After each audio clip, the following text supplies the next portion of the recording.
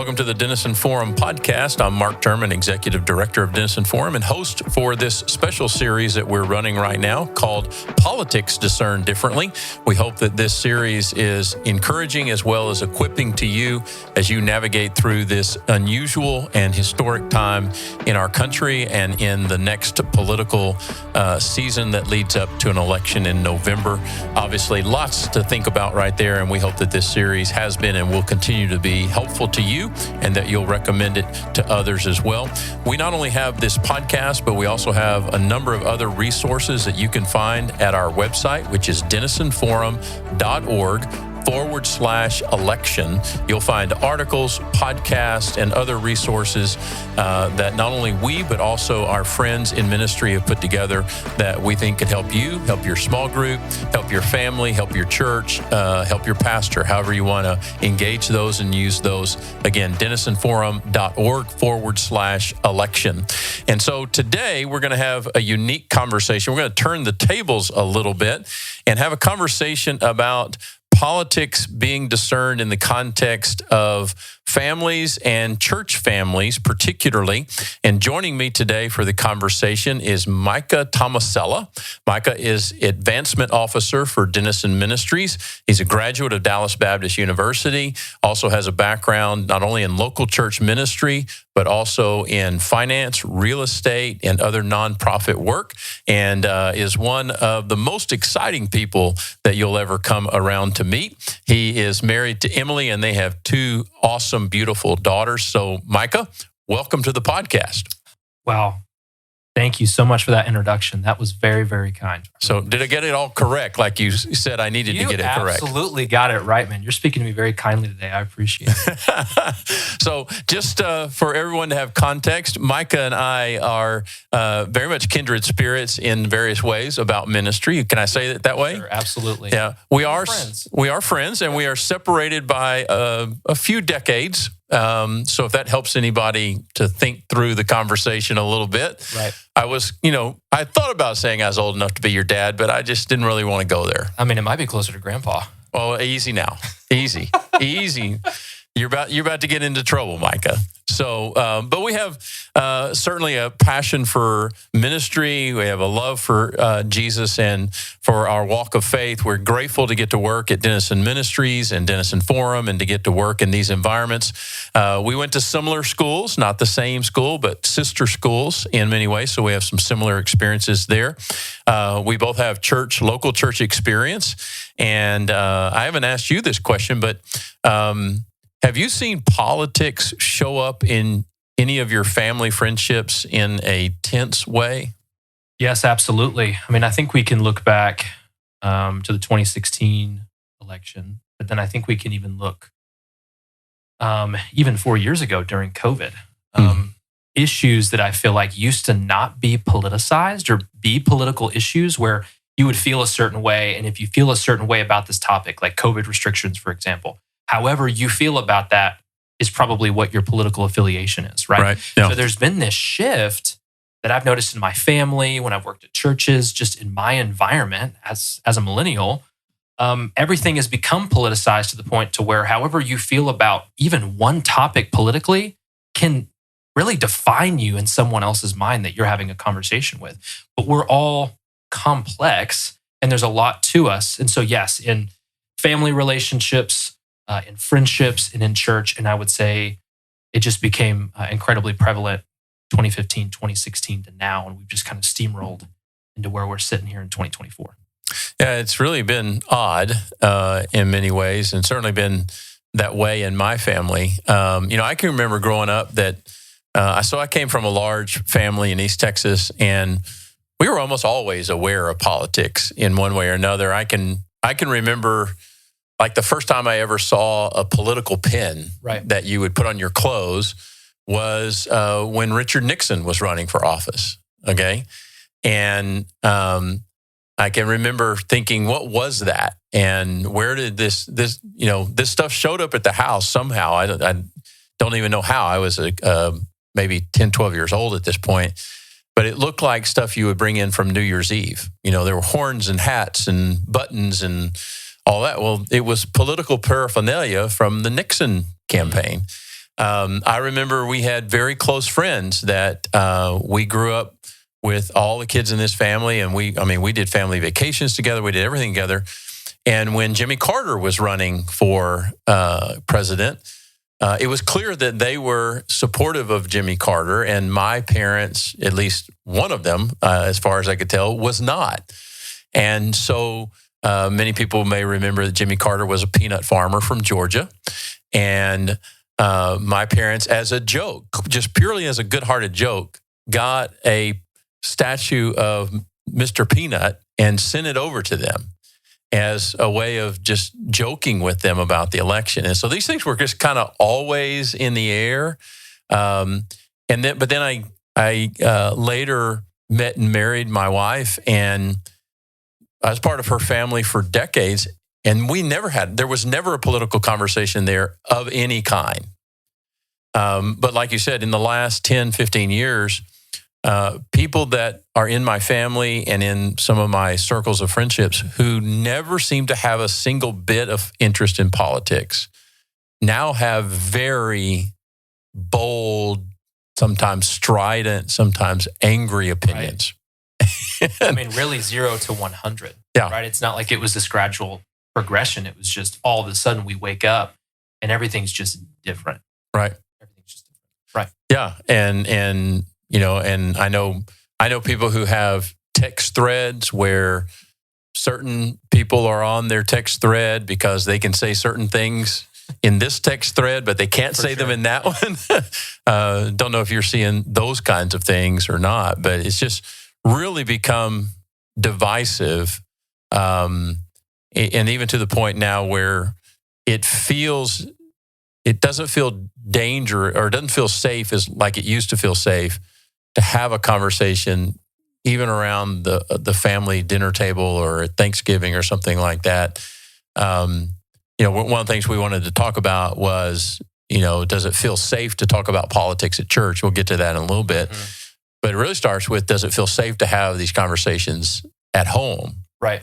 I was in a conversation about 10 days ago where somebody was sharing with me, they have background and experience in counseling. And they were saying that one of the things that counselors are now seeing is couples coming into the counseling office in increasing numbers because there's unresolved conflict over politics. It's not about, are we parenting on the same page? It's not about, are our finances the way they're supposed to be so that we can be, comfortable with that together. It's not about intimacy, it's about politics. And I'm like, that's a really interesting place to have counseling for. Well, and that's the danger of identity politics. And that's really what's taken over these last 10, 15 years. If you feel a certain way about a subject or about an issue, well, then I can pretty much boil down and define who you are based off of how you feel about that. If you do not agree with me, you do not love me. And so it's even deeper than politics, as you know, and as the counselors know. People are taking this so seriously and they're boiling it down to the essence of who they are. And that's why it's creating so many issues. When politics used to be one thing we were interested in, especially in this time, 3 months away from the election, it's really becoming some people's entire identities. And unfortunately, it's becoming even more of an identity of Christians too, as they politically affiliate. But Mark, let me ask you this, my friend. Should Christians and churches care about politics? And I think we know the answer, but why? Can you explain a little bit more about that? Yeah, I think absolutely we should care. We just have to be careful that we care the right way. And kind of what you were alluding to just then is that we don't care too much, especially to the point that we care so much about this that we don't see it in its proper frame and in its proper place. That part of what we're experiencing, I think, is that politics for many of us, including many of us in the church, has become wrong-sized or outsized in terms of its importance. We are asking, in some ways, things from politics, from government, from our politicians that they were never intended to provide. I know my wife got into conversation with somebody, and she said, this person seemed to be just so invested in politics right now, and she's asked, why is this so significant to you? Why are you so focused? Why are you following this with such passion? And the person just said, well, because it gives me hope, which I thought, well, that's interesting because politics gives you hope. Okay. Right. Yeah. We That's both good for you. We both kind of walked away scratching our head going, that's an interesting place to look for hope, but it's not a wrong place to look for hope. No. Even though it's often frustrating. Yes. But in some ways, I think that's part of the problem is that we are all looking for hope. Somebody said to me just the other day, people come to church looking for hope in one way or another. And that's exactly the right place that we should be looking at our faith and particularly at our churches. To a lesser degree and in a particular category of topics and issues, we should look to politics as a place of hope, particularly in our part of the world and in our form of government. There ought to be a real sense of, hey, this is a good thing, and this is something that we can be a part of. It's a place. We should care. Getting back to your question, we should care because it's a place for us to be a witness for Christ in this environment, to help people think about these things well, to right-size their engagement in politics, but to look beyond politics to a greater hope and to a greater promise and to a greater kingdom. I love what Paul says to the Philippian church. He doesn't use this terminology very much, but he uses it in Philippi because Philippi was a particularly independent city that Rome allowed to have a lot of freedom and flexibility that they didn't convey to a lot of the places where Rome conquered. But in Philippi, they allowed it to operate with a great deal of political freedom and expression. And Paul, in that particular context, is where he uses this phrase, you are citizens of heaven. Mm-hmm. And he's reminding them, hey, great that you get to live in Philippi. Great that you have, by whatever means, gained enough trust with Roman authority that they're giving you flexibility and they're giving you more room.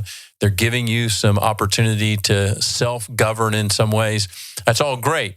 Remember, your ultimate allegiance, your ultimate king is Jesus, and your ultimate kingdom is not of this world. It's the kingdom that Jesus is bringing later. Well, that's so good, and that's true. Let's talk about the factors for a minute from this of what's led to us being in the place that we are today. So what historical, cultural factors have contributed to the rise of people starting to mix their faith with their politics, Christian nationalism, patriotism versus nationalism in recent years? What has contributed to that rise in the last 10, 15 years as we've been alluding to it? Yeah, I think you have to even go back further than that, Micah, just in some of the things that I've been reading and conversations I've had even in this podcast series.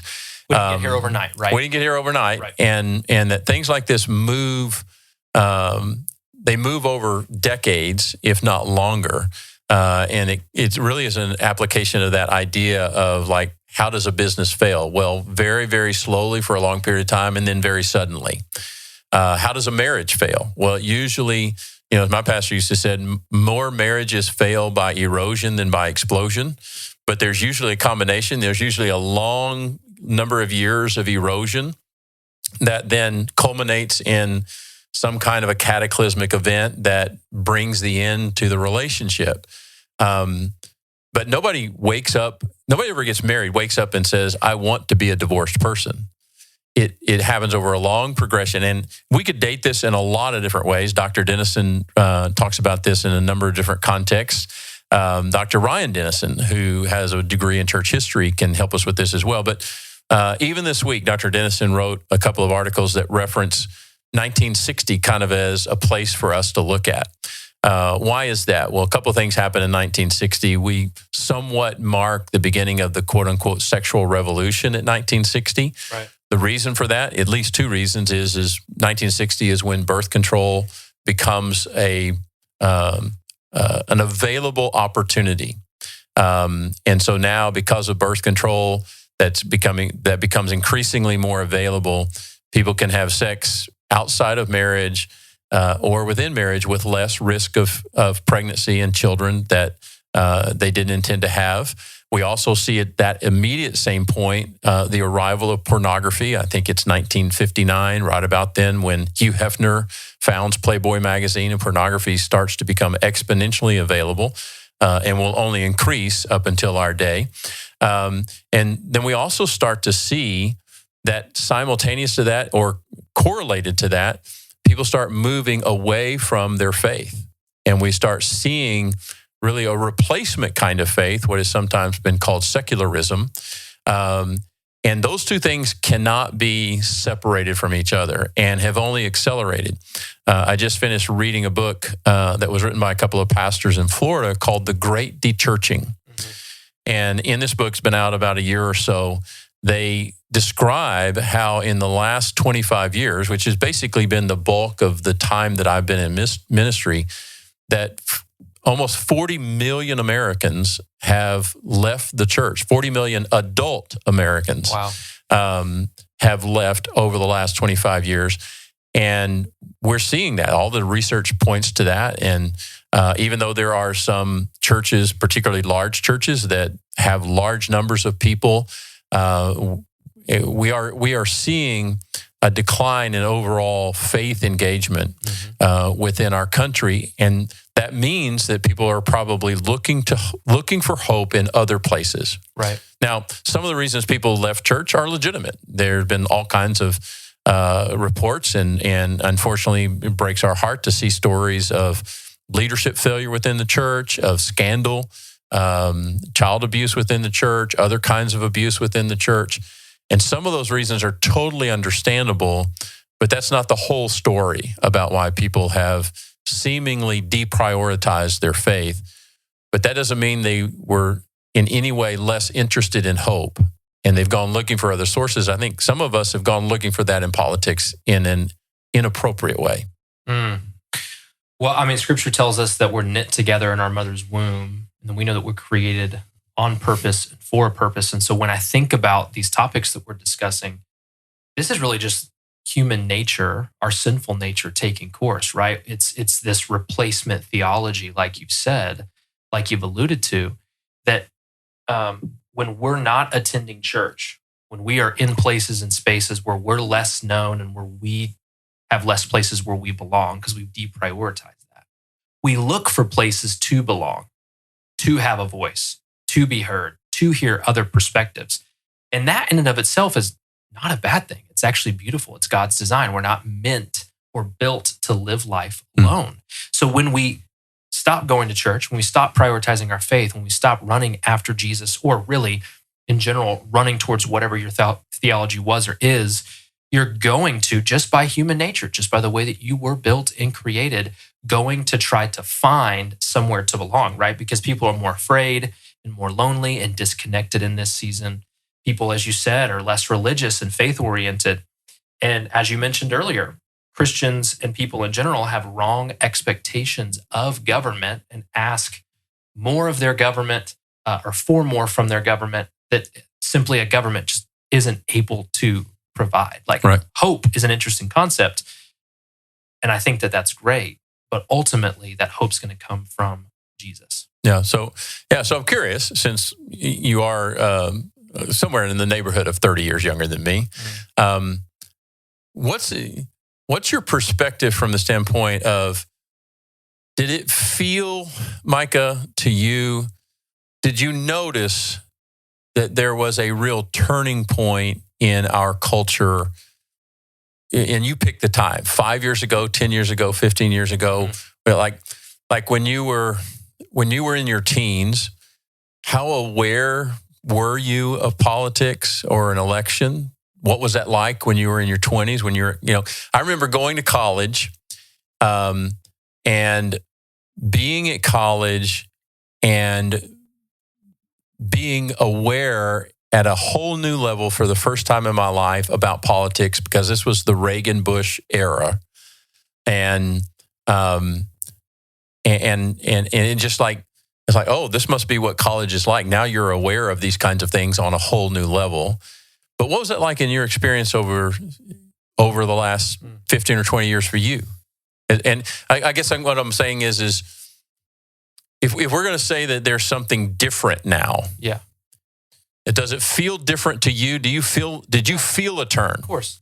I mean, in perspective and hindsight allows us to look at this now, but in the moment, you're just kind of going along with things and noticing and recognizing things. But even when I'm asked that question, I think about, okay, well, first of all, just to preface, I've always had more of a political bend than maybe most other people. I remember the first election that I got really invested in, I think I was 8 or 9. It wasn't that in 2004, George Bush and John Kerry. Okay, right? Yep. That was really the one that I remember really deeply caring about, but maybe not really fully understanding why I care about it, just kind of going along with like what my family thought would be the best thing. Right.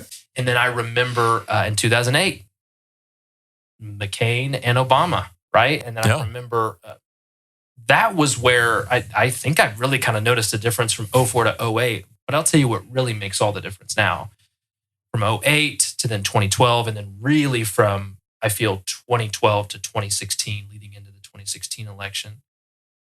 Social media, as it gained more and more traction, as we are really being asked to, when we scroll social media, to kind of bear the burdens of the world. Right. Not even the burdens of our town, even smaller, our neighborhood, our family. We're bearing the burdens of our state, our country, and our world. Anything and everything at our fingertips. And that is what is, I think, significantly changed. Human nature and our desire to belong and to care about things, and our sinful nature too, all of that stayed the same. But now we have all this information at our fingertips, all of the algorithms on social media. I think that that's probably even the biggest change of all. Whatever you consume on TikTok, on Facebook, on Instagram, on X, whatever it might be, the algorithms are just going to keep feeding you what it is they think you want to see. And so then before you know it, you're backed pretty deep into a corner if you're not careful, and you're only hearing from and only being fed information from those who would tend to agree with you. And then I think that really creates anxiety, frustration, and some short-sightedness and a lack of wisdom because we've kind of stopped listening to another perspective, and we just hear what we want to hear over and over again. So I think social media has been the catalyst for the change that we've seen from 2008 to now, 2012 to now. Yeah, it makes me think of the conversation I had with our friend Connor Jones. We did a podcast in this series about media and the influence of media, and I think that is a big deal. And I think it's social media has been around longer than what I ever remember. I can go back and remember the first time I was in my church office when I was pastoring a church, and somebody mentioned something called Friendster. Okay, so you're going way back, and that's then pre-Facebook. That's pre-Facebook. That's MySpace. So there was a thing called Friendster that then led to this thing called MySpace that then led to this thing that then led to and I do know 2 people, including one of my immediate siblings, who still has an AOL address for his email. So. God bless him. That tells you a little bit of how old I am, and it still works. What's amazing is that it still works, and it's we only now seem to be starting to come to a little bit of sobriety about what this whole phenomenon of technology and particularly social media. Where I come from a family where. We somehow learned early on, maybe just because there were 10 of us in my immediate family, including my parents, that we could form opinions about anything with almost no data to work with. We could just immediately form opinions. And social media has become an opportunity where anybody can say anything at any time to anyone, or supposedly.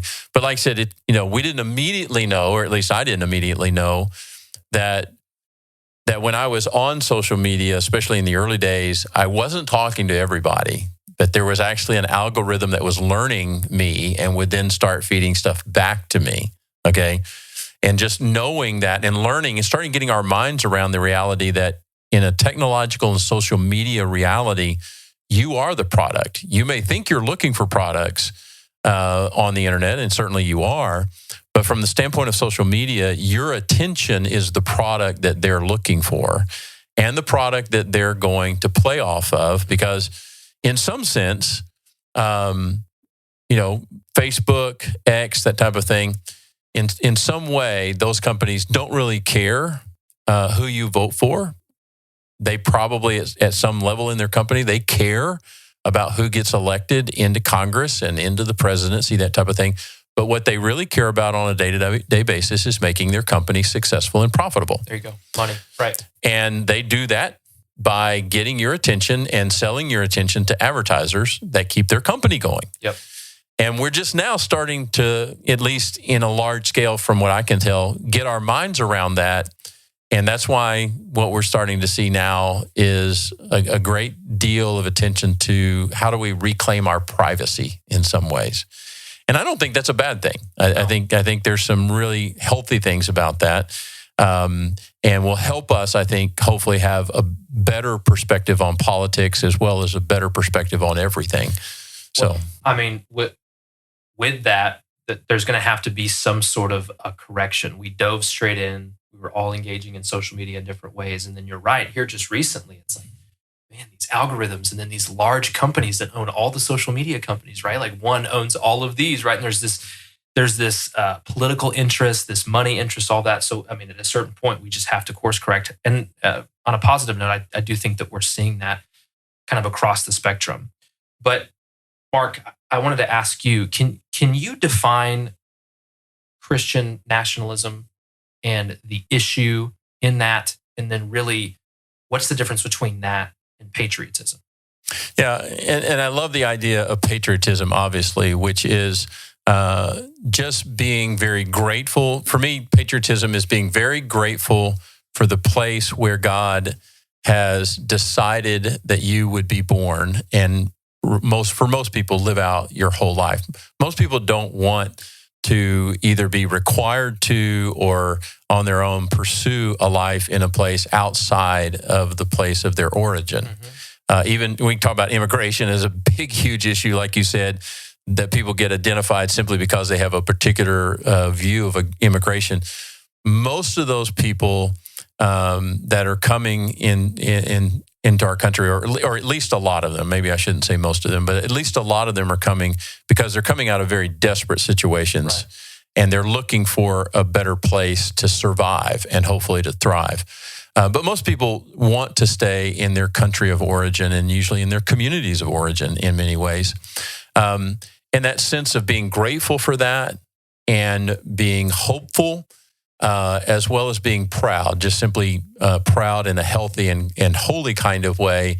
I'm proud that I get to be a part of this part of the world, and I get to be a part of this country. But I think the difference with patriotism as compared to nationalism is patriotism has both deep pillars of humility, deep pillars of hope, and deep pillars of honesty. That is, a patriot can say, yes, I'm grateful to be here. I'm grateful for what our country is doing well, but I'm also going to be very clear-eyed and very honest about what our country is not doing well and what we can improve upon, what we need to address, because a patriot wants everybody in that nation to flourish, not just some. And I think that may be the distinction, that a person that has what I would call unhealthy perspectives of nationalism says, well, I want it to be good for at least the people that I prefer or that I have preference for. And I want our nation to be preferenced over all the other nations of the world. Those are unhealthy and I would say unbiblical expressions. Really what I would call nationalism is a warped, unhealthy, unholy sense of patriotism, where we're no longer going to be humble about who we are. We're no longer going to be honest about what's going on in our country, and that we need to own, that we need to confess, that we need to at times repent of, and that we need to work toward getting better. And that's where I think the distinctions are between nationalism and patriotism. If this goes into the idea of Christian nationalism, I like the way Dr. Dennison framed that in the very first one of these podcasts that we had in this series, where he said Christian nationalism says that Christians should be preferenced or privileged in our country over all other faiths. Things that could come down to, you and I live in Texas, football, high school football is like a religion to some people in the fall. Right. And the idea here would be, well, if you have strong beliefs in Christian nationalism, you would say, well, we should certainly have prayers before the beginning of the football game, and it should only be a Christian prayer. And then some people would go even further and say, well, it should only be a Protestant Christian prayer. Well, it should only be from this particular Protestant denomination.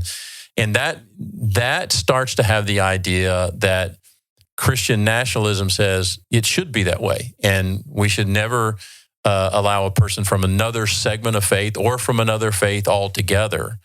And that, we may get emails just about that, but that's getting down to the ground level of what Christian nationalism can look like.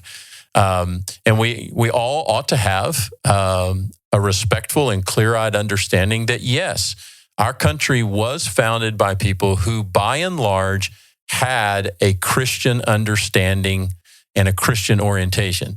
Very clear research, I think, these days that not all of the founding fathers in the Continental Congress and those that we consider founding fathers, not all of them are dedicated believers in the way that you and I would define a dedicated Christian believer, but almost all of them, coming primarily from Europe, if not exclusively from Europe, had an orientation around the Bible and around the core tenets of Christianity. And it was out of those perspectives that they worked and labored together to create the fundamentals of our nation. Yeah, that's a great point. I've been listening to this historical podcast, and goodness gracious, there's like 160 episodes. And so we started from before the Revolution, before 1776, all the way up. I think we're into like the 1820s right now, like industrialization, and then we're going to lead into the Civil War and all those things. But what I was struck by listening to that podcast and just remembering what I learned in school, right? We've all had different history classes and stuff, is on one hand, what I noticed was that the founding fathers fought each other in such a way that is not unlike today. I mean, to a certain extent, there were fist fights in Congress. Right. And there were full page ads taken out, and there were hit pieces on this person and this person. Political rivals, Alexander Hamilton and Aaron Burr, shot each other. Right? Or shot at each other, right? So that type of vitriol and hatred, to a certain extent, what blew me away from that was that's not necessarily new. However, when it came down to it, somebody, for example, like Alexander Hamilton and Thomas Jefferson, Hamilton wanted more of a federalist government, a large government that was in control. Thomas Jefferson wanted something that was more states' rights, right? They hated each other. But at the end of the day, when it came down to what was best for the country, they swallowed their pride and they showed their patriotism and their love for their country by working together to produce this wonderful land that we live in today. And so that's a perspective that I felt like sometimes is missing. And so even from a personal example or a personal example that I can give, one way that I've been able to frame what's the difference between patriotism and nationalism, if you go back and read and hear the stories of our founding fathers, go back and take some history lessons, I think that we'll see the stark difference between patriotism and nationalism. Yeah, I think that's a great perspective. And like I said, mentioning some of those stories, it certainly has become fuel for a lot of things, not the least of which is a very popular play. Right, exactly. Still hoping to get Hamilton tickets either, here in Dallas, Chicago, New York. I've seen it on screen, but haven't seen it live. So, makes for good theater, obviously. But I think you're right. And that's one of the things I would say ought to be a suggestion that we leave people with today, which is to take a long look at the nature of our country and the nature of how our politics has gone. Fistfights and duels are not our best hour. We wouldn't say that. But I've been reading a book that many are talking about right now called American Covenant, written by Yuval Levine. And he talks about this, that the forces of our country are often creating a unique form of unity based on tension, rather than we all finally get to the same page. But he talks about that in a very unique way and talks about how the Constitution was written in that way with the acknowledgement, the reality that there are a lot of opposing forces that are pulling in different directions. Yes. And if we see our history that way, if we see the Constitution that way, we can see that we've always had these kinds of big challenges in front of us. And he used a word. So I have been working over the last number of years, along with a couple of my siblings, actually, about the fact that we have a tendency in our personalities to catastrophize.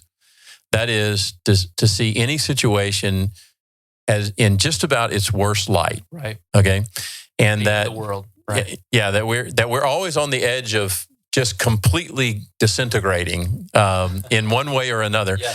And then, so anyway, I was listening to a podcast about Levine's book yesterday where this term came out. And and Levine was the one talking on this podcast. He said, if you go back and look at our history, we've always had something of an attitude of catastrophizing about our country from the very beginning. That we always felt like, particularly in our politics, that we were right on the edge of going over and just losing it all. And that's maybe just the nature of what it is like to be in a democratic republic. There you go. Yes. And that sense of we're always seeking to be in balance and in harmony, and to try to make healthy progress as a culture, as a community, as a nation. But our country has gotten obviously increasingly big, and there's 330 plus million people now. It's always been big. Even the colonists realized that it was a very big piece of land. They didn't even know how big it was. They just knew it was big. Right. They knew the 13 colonies from north to south were pretty big. And they knew it was a long way home across the ocean. So they had an awareness of that. And it's only gotten more complex. And so this sense we talk about, I remember being in history classes in high school talking about America as the great experiment, the democratic experiment. Well, if you're conducting an experiment, you're always expecting it to get to the end, and the experiment is either going to prove what you were trying to do or disprove what you were trying to do. And we're wondering, and maybe we feel this as Americans in this thing that we've got going as a country, is it our time that the experiment comes to an end and we see that it works or it fails? Mm-hmm. So we kind of live on this edge, and maybe that's part of what makes us a little bit weird and a little bit crazy when it comes to our politics. Yes, absolutely. And I think one thing that we can do, and then I want to ask you a question from this, Mark, is if we can get ourselves to a place where in our faith we can say, if America does crumble, whatever that looks like, there's just so many different examples of what that could look like. I don't think that we're as close as some people are so fearful that we are. But if America were to crumble, is God still faithful? Is God still on his throne? I think if we can answer that question is yes. I think that we're taking big steps from differentiating between patriotism and nationalism. If we can view God as a God of everyone, he's created all of us and loves each and every one of us. And of course, America is special, but so is any other country. And he loves us just as much as he loves someone else in another country far, far away. But Mark, how can we as believers identify and confront that political idolatry in our own lives within our own communities? Yeah, I think that's such a great point to come back. And you've heard people say this, and I think it's true. Nowhere in the Bible is America mentioned.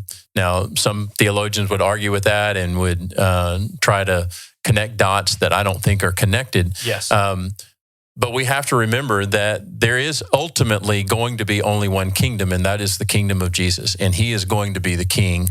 And those who follow and trust in him will flourish in that environment. We need to be very clear about that in our politics. And what it does in some ways, Micah, is it helps us to relax.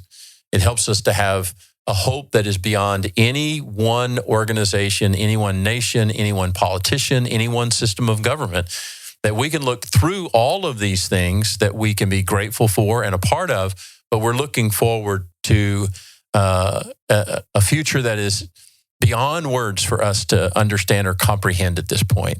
And that can help us to relax. But it also is a reminder, as again, go back to what Dr. Dennison wrote recently, no matter who wins the next election, no matter what candidate or what party, there's going to be something about that candidate and something about their presidency that disappoints us. And to realize, you mentioned Alexander Hamilton. Hamilton wanted George Washington to become the first king. Yep.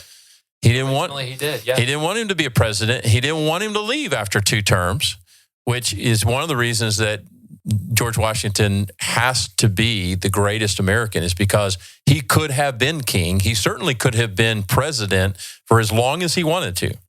And this is fresh on my mind because I got to visit Mount Vernon for the first time recently. Oh, great. And just the reality that and I think it was prompted by God's leadership in his life, that he chose to do what we see in an even more perfect and incredible way with Jesus, which is to lay down power, to give power away. And that's really the calling of Christians, right? Jesus said that the greatest among you will not be the one at the top, but rather the one who serves. And that is the spirit of Christ, and that is the spirit of his kingdom. And not the pursuit of power, but rather the use of power for the blessing of other people and the glory of God, and at times the releasing of power. And we have to come back to that kind of teaching. We have to come back in many ways to the Bible. And if we are guilty, and I think many of us are at various ways and various levels, we are guilty of making politics our idol. We are asking it to provide us hope and security and clarity and purpose that it is incapable. It's not just inappropriate, it's incapable of doing that for us. Because it's like when you, and I struggled early on in my relationship with my wife. When I started dating her, I was drawn to her for a number of reasons, including her faith. Okay? But she started to notice that I was making too much of her in that category. And she said, look, I'm not your God. God is God. I'm not your God. And I've had other people in my life do that say, you know what? You're depending upon me and you're expecting and hoping things from me that I'm not equipped or supposed to provide in your life. You have to look to God for those things and not to me. Because if you start, she had this sense of, if you expect me to be able to deliver that kind of purpose and that kind of security and that kind of hope, I am going to disappoint you. And when I disappoint you, it could eliminate or destroy our relationship totally. Okay? And the same thing applies on a much grander scale with politics or with anything else. That's right. That you and I put in God's place. Anything that we exalt to the place that God is supposed to have in our life is ultimately we're going to be deceived, then we're going to be disappointed, and then we're going to be disillusioned. And that's not a path that God has for us. We should see that we are privileged to live in a free country. We're privileged to live in a place where we can participate in our democracy. We can vote. We can pray. We can run for office. We can be a part of these things, which is great. We just have to come back and realize the limitations and boundaries that government has particular functions that God has laid out for our livelihood and for our prospering. It can never be a replacement for God. And we have to come back and let the Spirit of God in our lives, and let the Word of God in our lives, and let the people of God in our lives, because I think the church has a real purpose in this, come back and speak to us very clearly and identify, where are we building idols, including where are we building political idols. Right. I mean, and let me just finish my thought, which is, one way of measuring that is, how much time are you spending focused on politics and what happened today in politics or this week in politics, versus how much time are you spending reading your Bible? How much time are you spending in prayer? How much time are you spending with other Christians? How much time are you spending in worship? Mark, that's a great point, and I'm glad that you said that last part before I just cut you off.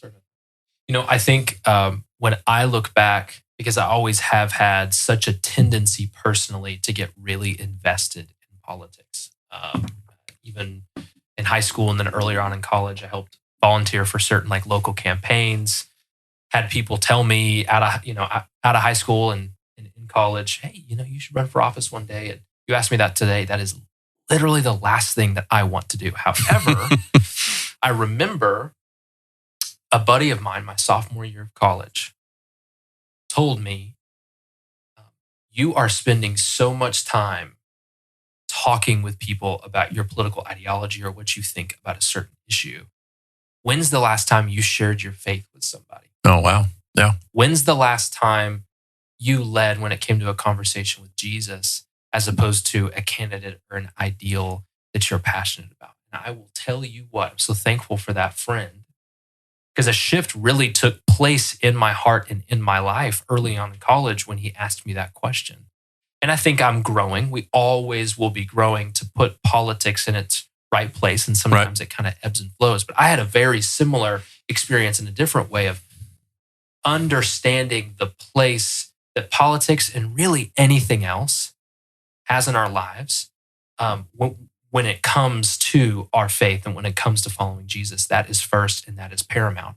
Our priorities are not this God first, family second, like an Instagram bio or something like that. It's like number one, God, number two, this, number three, this. No. It's built, we are created, and God's so present with us that from our faith, from our relationship with Jesus, it flows out of that.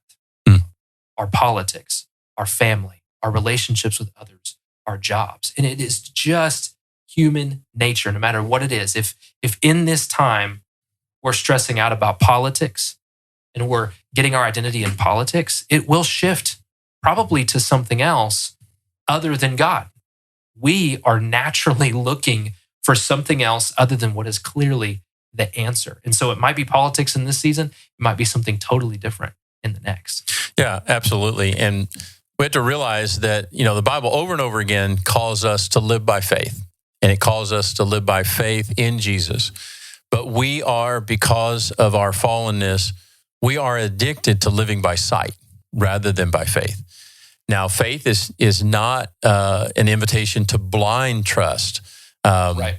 I remember my pastor used to say, if anybody, including God, asks you for blind loyalty, you'd be fool not to look, okay? God doesn't ask us for blind loyalty. He gives us a completely appropriate amount of evidence so that we have the opportunity to believe and trust in him. But we all know God could make himself so apparent, so visible, that there would be no question in anybody's mind. And the Bible says one day he's going to do that. Right. The reason he doesn't do that right now is because he wants us to choose. He wants us to decide to trust him and to live by faith rather than by sight. One of the reasons we're attracted to politics, I think, is because we can see it. We can see if our candidate or party wins. We can see if things are changing in things like the tax code or this or that aspect of government practice. Oh, that changed, so it's going to benefit me, or it's going to do this, or it's going to do. We like to be able to see that our efforts create change. And we all need a certain amount of that, right? One of the difficulties that you and I have experienced in ministry is sometimes it's very hard to see what impact you're making in a person or a family or a community's life when you're serving in ministry, because you very rarely can do X, like teach a Bible study or preach a sermon, and all of a sudden you can see in 5 minutes or 5 days that the sin level in that person's life went down. It just doesn't work that way. We wish it was that way, right? And that's one of the things about politics. We feel like we can see it and measure. I have a pastor friend who he'll tell you, hey, politics is my hobby. I just love it. and I love following the intrigue of it. And there's a lot of amazing things. I love going to our state capitol. I love going to Washington, D.C. I love learning the stories and watching those kinds of things. I wish it had less rancor in it right now. And I think I'm hopeful that we'll move to that in some healthy ways. But it's only going to happen as more and more of us realize, you know what? It has its limits, and we're not going to allow it to destroy relationships, starting with our family and in our church, and we're not going to let it define every single thing about us. And that would be maybe, as we start to get close to closing here, one of the pieces of advice. We're going to be going into the holiday seasons and all of that.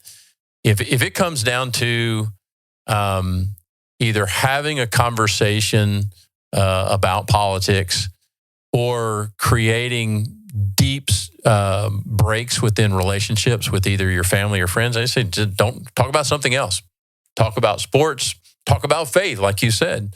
You don't have to have these conversations with your family. And if it just seems like any conversation that you might bring up or that you might choose to engage because some others have brought it up would divide families in unhealthy ways, you can choose to talk about something else. Yes. Yes. And then maybe another suggestion I would make to people, and this would be an indication of whether or not you're turning politics into an idol or not, is can you turn it off for a substantial period of time and be content? We're talking to teenagers right now. Our Christian parenting ministry is talking to parents about things relative to technology and social media. And a lot of families are embracing ideas about, hey, we're going to have a technology-free day or a technology-free weekend. We're going to put our phones down. And that's not very easy to do. But taking a technology or a social media fast can be one of the healthiest things that you, your teenagers, and your family can do. Can you do that with politics? If this is something that you're really focused on, could you not go and consume something about political news for a day or for two? And if you really struggle with that, it may mean that you're looking to politics too much. It's a great suggestion, and it's a really good barometer for us to be able to test when we're talking about this subject or almost anything else. If you're addicted to Whataburger, if you're addicted to fast food, exactly. Mark and I love Whataburger, you know? And so maybe take a little bit of break and see, are you okay? And then I think what you'll realize is that you're going to be just fine without it. But I'd be remiss if we didn't talk about this last thing here, Mark, because I think oftentimes we look to the church, and we should look to the church and our pastors for discernment in these subjects about politics, how to vote, how to interact with people who view things differently. How can the church and those who are in church leadership, those who are pastors who are listening, but then a lot of us who are just church members, what can the church do, and how can the church do better to equip the saints for the work of the ministry in this way when it comes to politics? Yeah, and I think that's a great question, maybe a great place for us to end as well, because I do think that there's at least three different perspectives that pastors and churches take with this. Some say, you know what, we're not talking about any of that. When you walk in the doors of this church or you're in your small group or whatever, we just don't have any of those conversations.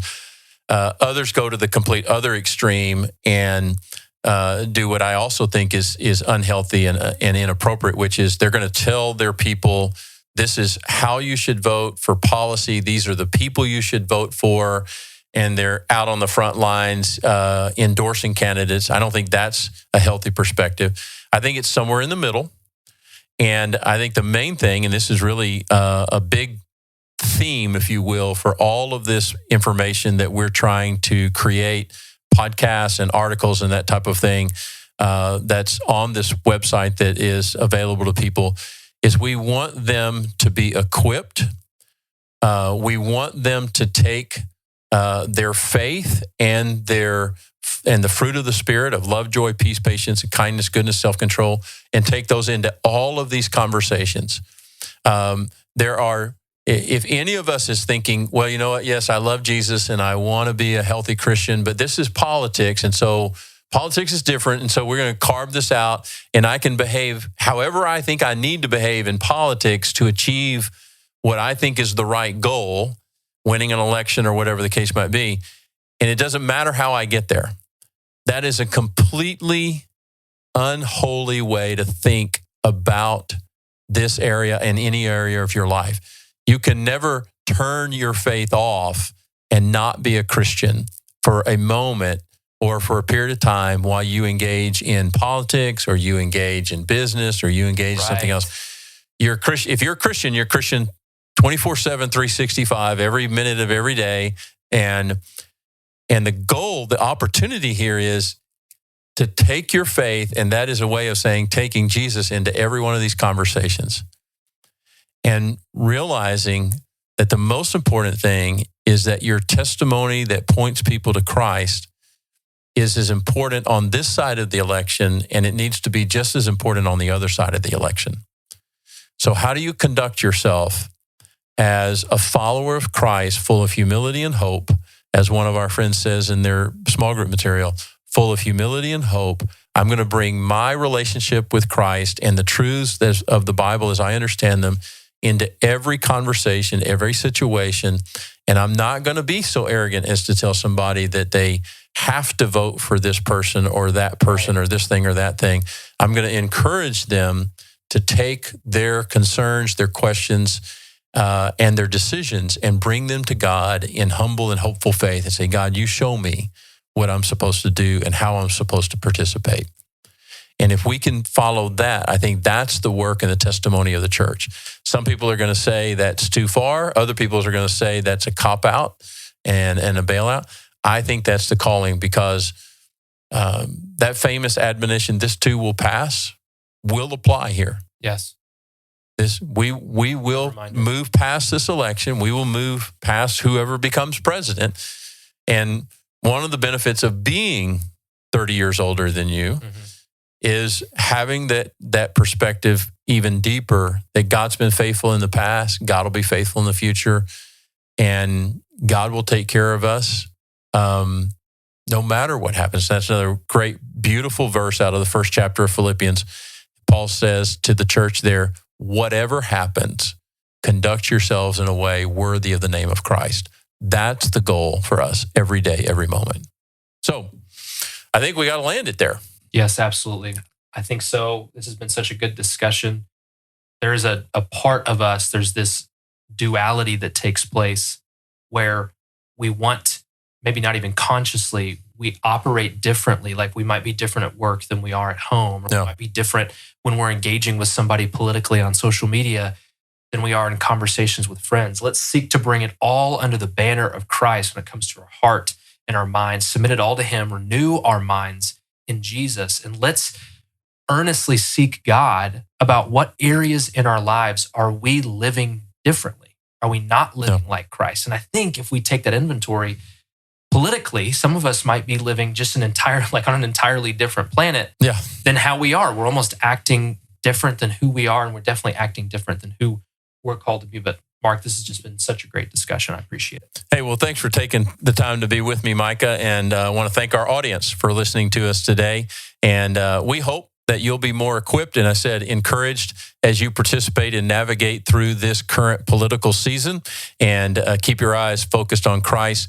Thank you for being a part of the conversation. If this has been helpful to you, please rate, review us on your podcast platform, and share this with family and friends so that they can be a part of the conversation as well. And remember, if you're looking for more biblical insight into how to discern politics differently during this season, you can check out DenisonForum.org/election.